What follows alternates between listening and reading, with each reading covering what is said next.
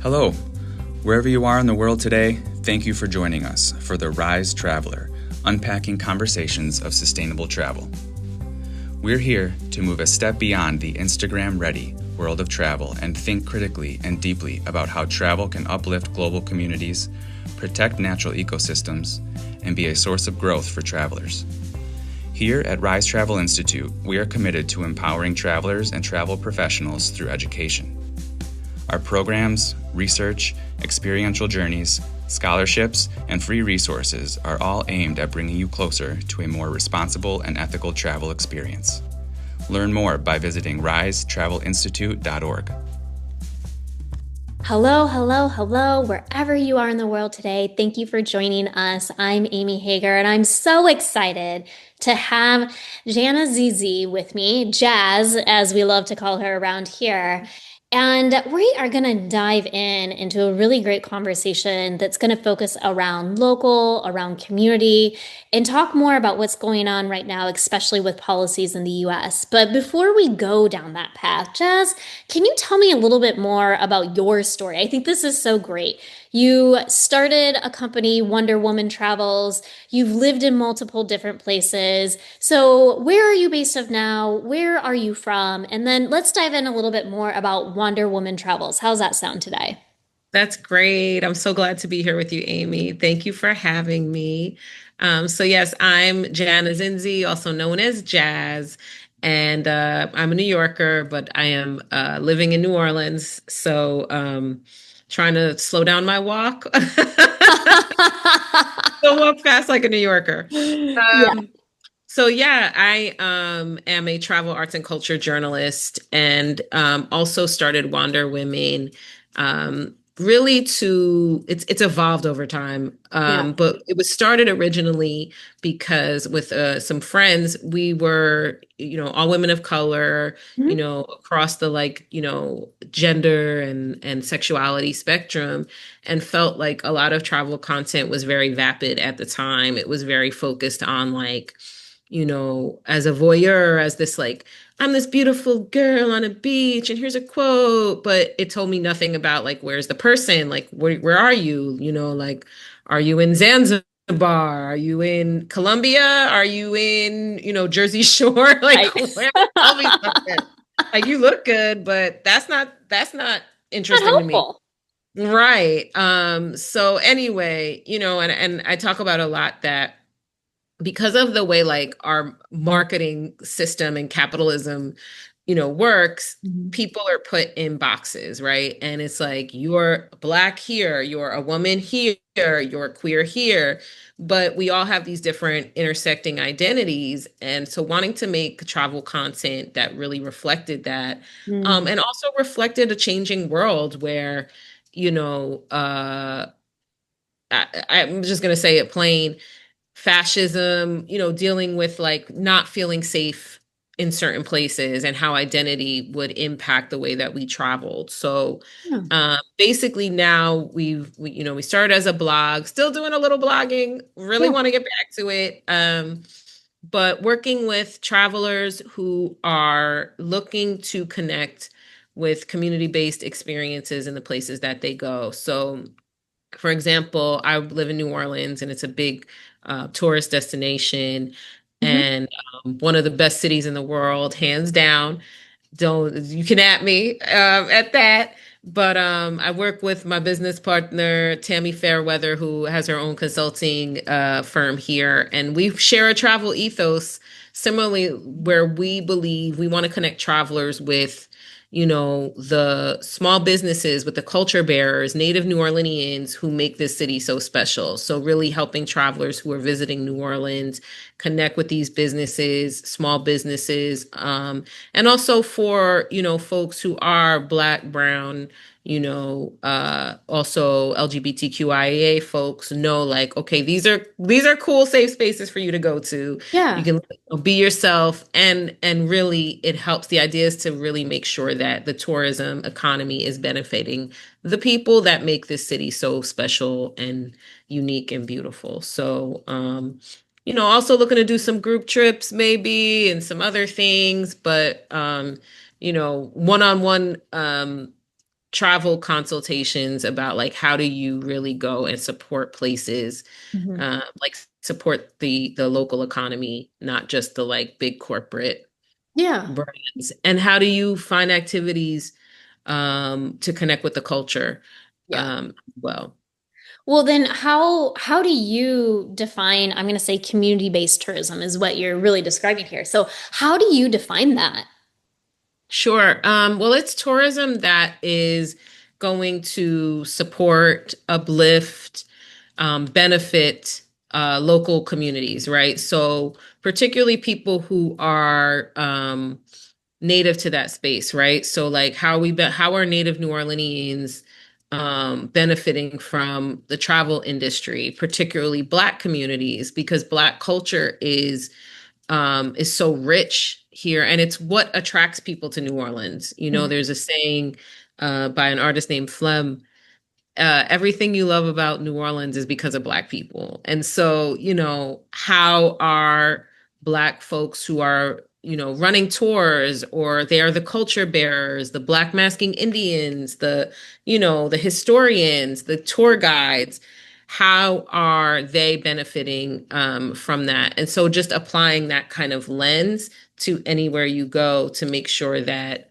you know, local people and longtime locals, not like, hey, I moved here 2 years ago, Yeah. people, you know, no disrespect to them. I'm a transplant to New Orleans. I've only been True. here three Yeah. and a half, you know, but like, how are like the people who built the culture, built the city, Mhm. um, and who are the stewards of the community and stewards of the land? How are they benefiting from tourism? So that's to me what community-based tourism is about. I like that. And I think that's a really clear definition. You want the visitors to be respectful of the places that they're visiting. And I think a lot of the reason why, some of us love community-based tourism is we really value connecting with the culture. And so, yes, is it interesting to talk to someone who's only been there a few years and share their story, of course, but really speaking to those that, like you said, that were the people that built the community, that have been there generations upon generations, seeing the transformations Yeah, and really getting to know their stories and understanding their cultural differences or similarities as well. exactly, Um, exactly. well, so I think I want to just dive right in. And Let's so go. audience, kind of hold on for a hot second. We're just going for this. I am really curious, Jazz, with your experiences and conversations that you've been having and such. How are you seeing the recent US policies? Like what does it look from your lens? Oh, disasters. No, I want to, I'm going to keep it real, but I also want to, you know, manage anxiety, right? Because it's easy Right. to like look at everything that's happening and just be like, we're, you know, gloom and doom. Exactly. But it's, you know, there's a saying, it's like we're tired of living in unprecedented times. And I think like Yes. we can all relate that to that. But there's so many different things. So, you know, on one level, you have, you know, things that are happening with immigration. And so, and that means there's more money that's being poured into ICE, right? These ICE raids that are decimating our communities. You know, immigrant communities are they're our neighbors, right? Immigrants are our neighbors. Immigrants are our friends. Immigrants are, you know, are a Her part of the ancestors. fabric. Our ancestors, they are the fabric of this nation. And so, you know, in terms of thinking about just on your day to day going to, you know, your favorite grocery store, your favorite restaurant, or, you know, kids going to school, like these are things that are being really deeply impacted, and folks might look at that and be like, yeah, that's horrible, you know, but like how does that connect to travel? But there's so many different ways. And for one, you know, we think about international travel and there's domestic impacts too, but we'll start with domestic and then kind of narrow it down. Yeah. But like we're thinking about international travel, and folks want to come to the United States because of so many different reasons. And a lot of the places and things that people want to see are based on immigrant communities or like Black Right. history, culture.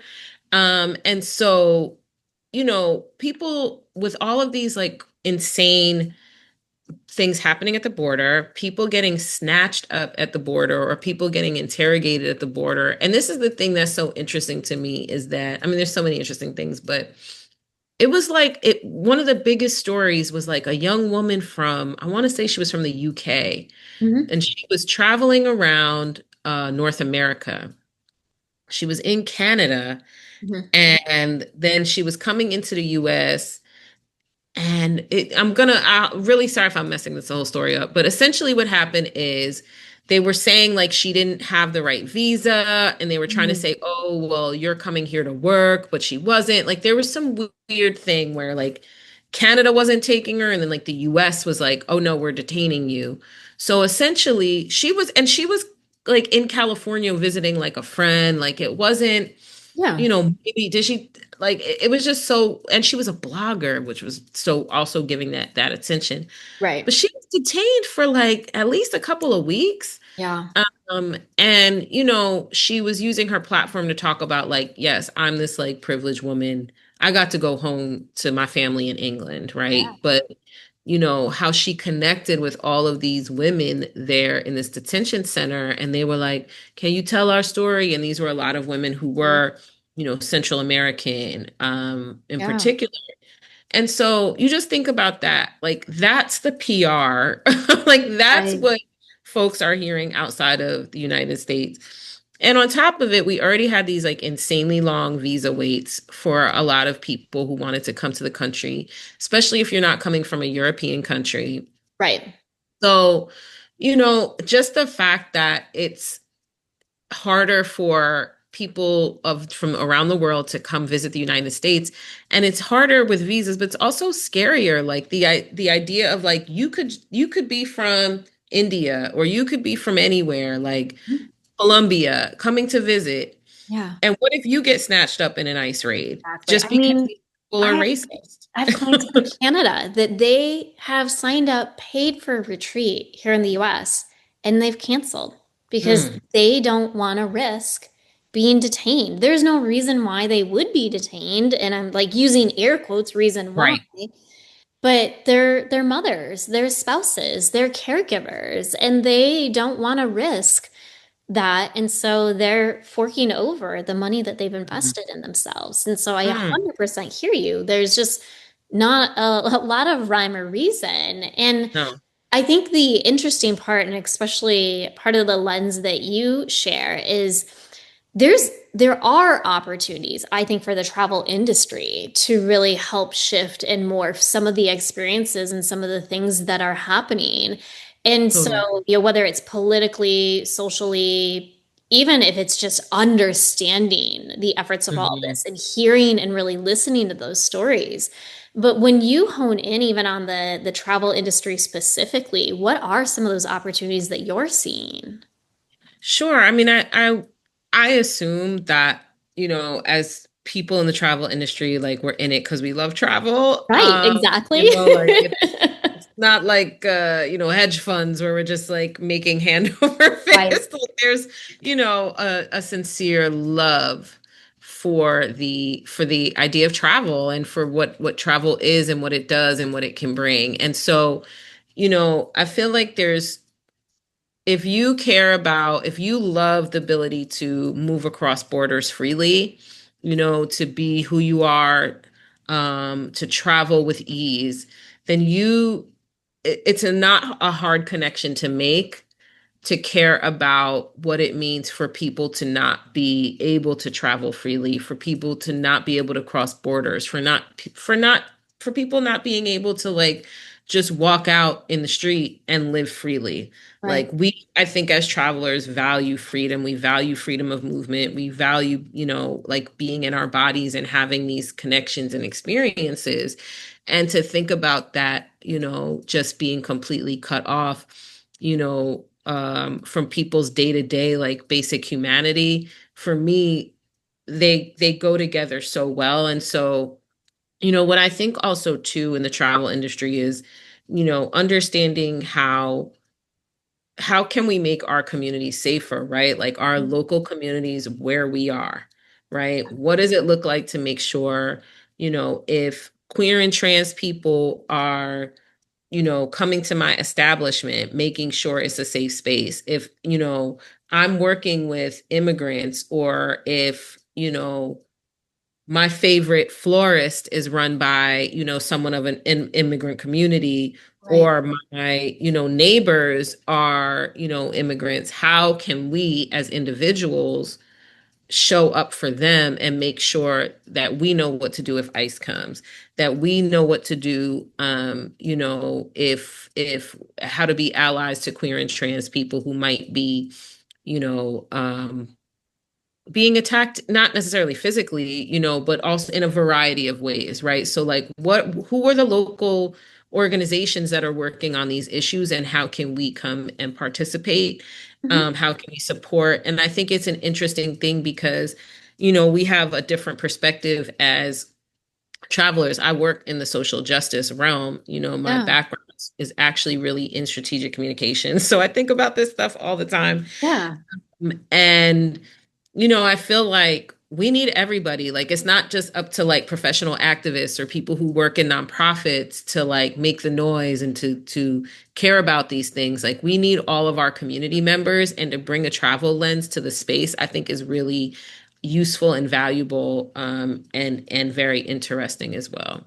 Well, and I think one thing too that you're really great at is really looking at that local connection. And sometimes it can be overwhelming to think about the grand scale of trying to change something on a national level. But what is it? What experiences are you creating in your community? Where are you involved in your community? And especially if you're a travel professional, if we think about it really, the future of travel in the US is not friendly. It's not making people want to travel here. And that puts our livelihoods on the Yep, line here. that's And right. so when you think about, I mean, the international communities and how they perceive Americans, and Mhm. the tension between how people present themselves abroad and how they feel being represented as a US citizen, what do you think are going on in people's minds? What conversations are happening there? I want to believe that um, people are savvy enough to separate the leaders from the actual people, right? Like, we know that when we travel, whoever we're talking to, whether we're making friends at the, beach, or just, Yeah. chatting with the barista or whatever it is, right? Or, rideshare driver, like, I think if we're able to like look at people as individuals, not as necessarily a reflection of like who the president is, who the prime minister is, or whatever. And I would assume I was out of the country during the inauguration, and Yeah. thankfully, but again, I'm tapped in. I work in the United States, and Right. I was also around people who are as expats, and so there was the fear of kind of like this impending doom of like, we have no idea what's coming, Yeah. because the thing is, for better or for worse, what happens in the United States impacts everyone around the globe, and you're going to feel it on some level. Like, we see with these utterly ridiculous tariffs, and, again, this immigration issues of trying to travel. So, I, I feel like people are looking at us like shaking their head, and that shaking their head means a lot of things. It means like, Yeah. there's a layer of like, how did y'all let this Yeah. fool, this dude come into the office, like him and all his, cronies. Like, how did y'all let this happen, right? Right. And then I think there's also a shaking the head of like, this is really sad, like people are Yeah. sad and grieving, and we're grieving. And I think there's a bit of empathy for us that, we are experiencing this, because half of us, maybe more than half of us, really didn't vote for this. Yeah. This is not what we voted for, and I want to believe that people who did vote for this didn't know what they were actually voting for. Like, they were voting with a different lens, and whether that lens is like racism or fear, which it was all fear, I think, is the only Right. way, but or greed. But still, like, I think that's a whole other conversation about our lack of like political education and like Yeah, good a point. de-emphasis on like critical thinking skills or like, whatever. But um I feel it'll be interesting for me to travel abroad. You and I were talking about Yeah. having trips planned and like, what kinds of conversations we'll have. Like I remember going to Morocco in, I guess it was 2008, 2009. It was Mhm. must have been 2009. And Obama was president. Yeah. And like, I remember the cab driver was so happy. He was like, "Oh, you're from the United States. I love Obama." Like he was Yeah. so happy. And it was so cool. But I also remember traveling during Bush era, and me and my friends joked about wearing Canadian patches on my strap. So Yeah. but we live in such a different, globally connected world. So it'll be interesting to see. But I think that goes back to my point of why I feel like these international travel is so beautiful and so important is because we're able to have these conversations. We're Yeah. able to connect with people. We're able to learn. And like even I remember I went to Vietnam in 2019 and we met these young guys who took me and my friend around. They were so wonderful. They were probably like they were college students. Yeah. And it was a time when, this president was his first go round. Mhm. And they had the art of the deal in their backpack. And I said, oh, mm-mm. So I had to tell them, I was like, no, he didn't write that. He's not a good businessman. This Yeah. is not, you know what I mean? So it's like, and their minds were blown because Right. it's the thing. So like these personal interactions mean so much Right. on so many levels, just as a point of like you can break through noise, you can find the similarities in who we are as people, but also like, you know I feel like it's part of how we build a better world is just is more genuinely connecting and having some time face to face with people Yeah. outside of like the division of social media and like online content. Right. And I think like that face to face, the real physical interactions, none of that can ever be replaced by something that you're getting on social media. And so to be No. able to really connect, have those conversations and share your stories about what it's like living where you're at or living where Yes. what you're reading or what I'm reading. Um, so in your work with travelers, what rollbacks of DEI efforts or, shifts in immigration have affected the way people feel about Mm. travel within, I would say, the US, outside of the US, but how are people feeling? Um, I mean, I think it just the anxiety of it. I'll speak personally. I feel more anxiety about traveling internationally.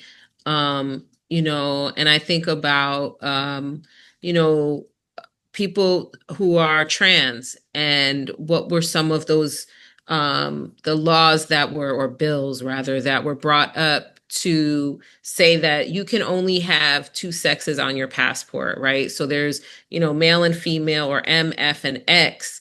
And so they were trying to get rid of the X marker off of passports. Right. And so the law is kind of in flux now, like the courts are blocking it. But I think that's like where we're in this weird time of like, Yeah. everything's tied up in the courts. So like what happens, and these are windows of opportunity. And so, I want to shout out Snap Coalition for Freedom. They're based in Atlanta and they're a Black trans women organization. And what they're doing are these like passport clinics. Mhm. So they're helping folks who don't have passports get passports with their gender marker that they desire. And Yeah. so, I think those are like, I think that's a really beautiful thing that's happening and they're paying for it. Like they're doing this clinic come. I think there's one in August. And but thinking about the anxiety or the fear or the, shame of having to feel like you can't show up as yourself to travel, feeling like, I'm speaking for myself, I'm at the border. Are y'all gonna pull me aside and look through my phone? I don't know, Right. like I'm a journalist. I've written about things. I do social justice work, so there's that. And realizing that regardless of what paperwork you have, it kind of doesn't matter. Yeah. Um, and so that fear and anxiety is something that we in the industry have to acknowledge. We think about like the World Cup and, all of these different small businesses have been Right. Yeah. Looking forward to it. planning. Yes, exactly. Exactly. And so when you think about these different places, like this is such an opportunity for small businesses to benefit from international travel, people descending on these places. And then in terms of like these DEI rollbacks, if you're doing any type of Black history, Indigenous history, Yeah. Mexican cooking class, is that going to be seen as DEI? Like, what are these things?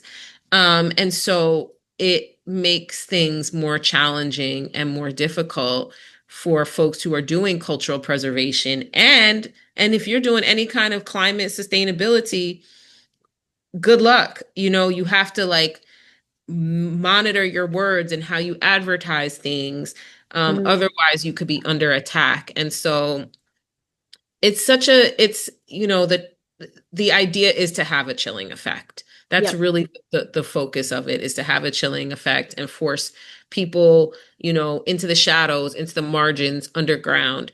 And again, I think that's why I'm so adamant about like us being in community, and why I'm so grateful for places like Rise, organizations like Rise, because there really is that lens of understanding travel in such a broader way of just like, Right. this is my excursion and I went on vacation. Like, Yeah. travel is political, and it's personal, and it's social. Right. So how do we engage with it in that way? And I think just being in conversation with you, it has really enlightened me of how political travel actually is and actually can be. And as an industry professional, as someone who travels, sometimes we sit here and we're like, this is such a big issue. How the heck do I even like make any type of impact or any type of change? I mean, what advice do you give based on your own experiences and in things you've done? Sure. I mean, I think local feels, like we were talking about earlier, feels more manageable when it's just Yeah. like, the federal bureaucracy is so uncertain Right. at this point. But that community building starts locally. And I think also, I feel like if you're connected to Rise, that's like half the battle right Yeah. there, And so thinking about, you know, our own positionality, what are things that we can do, right? Like I can give answers in terms of, connect with local groups in your city, your town, your community that are working on, immigration safety and LGBTQIA rights, or DEI initiatives. Go support these businesses in your community, right? Like go to the soul food restaurant, go to the Vietnamese museum or whatever, like go to do those things, right? But like there's people who are working on this in our communities, like on the ground. So how can we tap in, whether it's volunteer, sign petitions, whatever those things are, but like follow some of their lead. And also too, like what I'm excited about is like, how can we as travel industry professionals, like I want to work with Rise. I want to like, there's so many of us, like it's bubbling up in all these conversations. I was at the Women in Travel Summit in May, and you Mhm. know, so many people I spoke to were all like, what do we do? Like, and I think folks are engaging with the political and social reality differently. Like it's really hitting home in a way that we can't ignore. And so, I'm excited. I want to build with more folks, and I want to continue to build with Rise. And I want us to figure out like what kind of community building can we continue to do in organizing as a travel community? What Yeah. are those levers that we can push? Yeah. Like what does that look like, um, in concert and in community with like folks like who are part of the SNAP coalition who are doing their own thing on passport. Like, how do we support some of these different types of Effort. issues so that we're not siloed as a travel community, Yeah. but that we're all working together to create the world that we want to see, because we all have to contribute in some way. And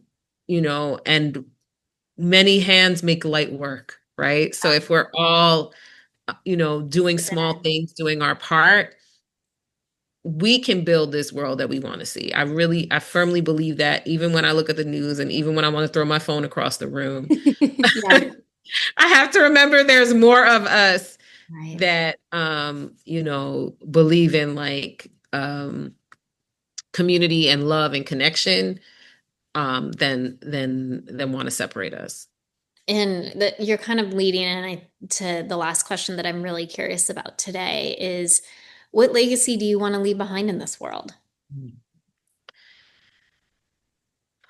Well, through WanderWomxn, and really through my travel writing, and just how I think about and speak about and engage with travel and tourism, and I would say, and even hospitality, is,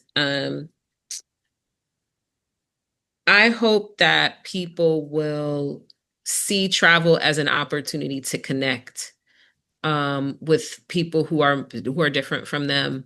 Yeah. Um, I hope that people will take the steps to engage and build and have a community mindset when traveling. And I hope that folks will go and take travel as an opportunity to experience, learn about, connect with different cultures, and also share their own, like that Yeah. it's an exchange, right? Because that's, I think, so important. That's such a beautiful opportunity about travel. Like, we're humans, we're more similar than we are different. Yeah.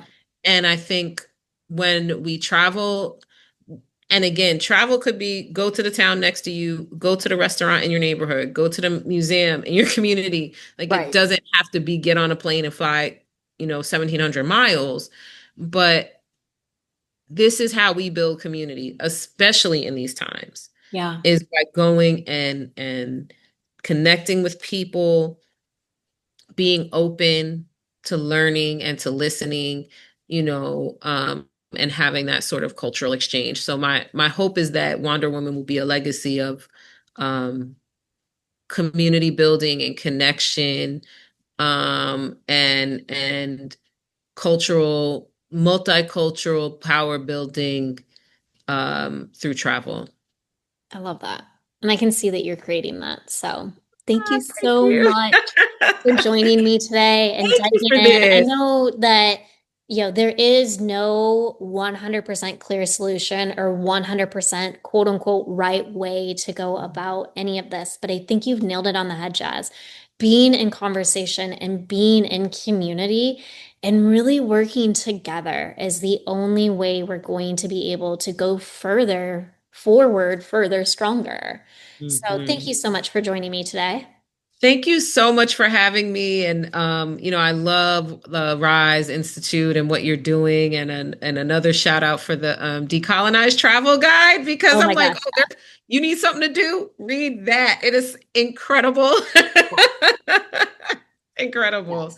Yes. So just thank you again for having me, and I hope we get to continue to have these conversations. Definitely. And that does bring us to an end of our journey today. But if you like what you heard and you would like to hear more, please subscribe, like, and comment.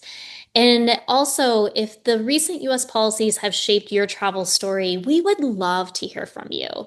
Have you had maybe an experience of difficulties in travel to the US due to the recent changes in immigration policies? Or maybe you're an American who is having a different experience traveling abroad now. We would love to share your story via video and help really spotlight the real impacts of the political decisions that are being made on travel and tourism. And so I'll put the link in the show notes for you to get involved in that. And I do want you all to know we do respect your privacy if anyone wants to remain anonymous in their story. We want to respect that. But here at the Rise Travel, we do believe that conscious travel can help us create a more just and equitable world. And so, if you're a college student planning on a study abroad trip or a tourism professional who really wants to create a more equitable and inclusive industry, or really, to be honest, anyone who is currently traveling the world and wants to understand how to travel in a more just and sustainable way, I really want to encourage you to head over to risetravelinstitute.org for more information on our educational programs. And we will be back soon with another episode. But until then, keep roaming, keep learning, and continue to be a Rise Traveler.